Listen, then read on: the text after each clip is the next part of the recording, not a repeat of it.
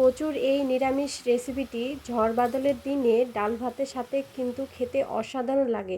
যারা প্রত্যহ নিরামিষ ভোজন করেন তারা অবশ্যই এর স্বাদ বুঝতে পারবেন।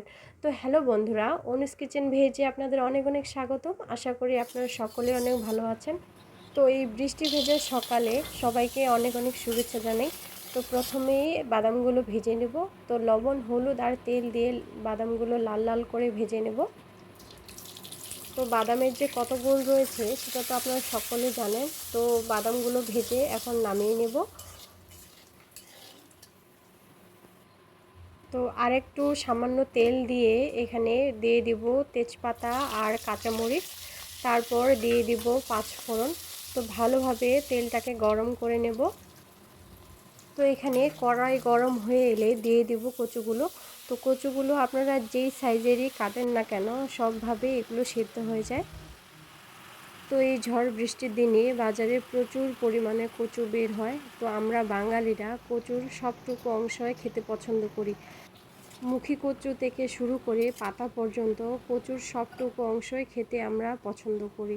তো আজকে আমি এই ডাঁটার রেসিপিটি আমি আপনাদের করে দেখাচ্ছি।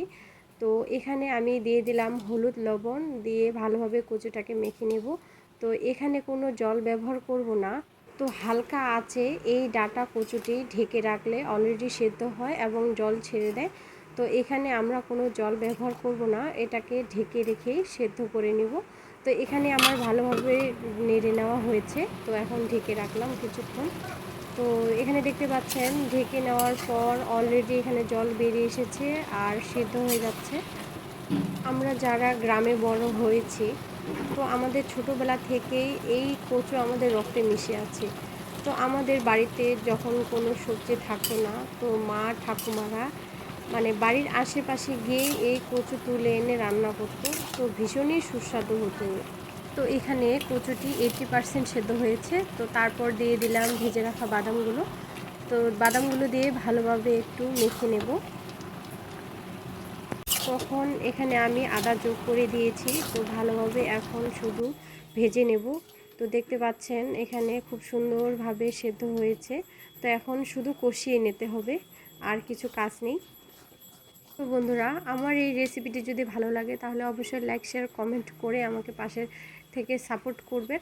তো এখানে আমি দিয়ে দিলাম শুধু জিরে গুঁড়ো। তো জিরে গুঁড়ো দিলে এর ফ্লেভারটা আরও বেশি সুস্বাদু হয়ে যায়। বন্ধুরা, আপনারা যারা নিরামিষ খেতে পছন্দ করেন, তো নিরামিষের দিনে অবশ্যই এই রেসিপিটি তৈরি করে ভগবানকে নিবেদন করে প্রসাদ পাবেন। তো আজকের মতো এখানে আমি বিদায় নিচ্ছি। সবাই ভালো থাকবেন, সুস্থ থাকবেন। দেখা হবে পরবর্তী কোনো ভিডিওতে। ততদিন পর্যন্ত সবাইকে অনেক অনেক শুভেচ্ছা জানাচ্ছি আবারও। হরে কৃষ্ণ।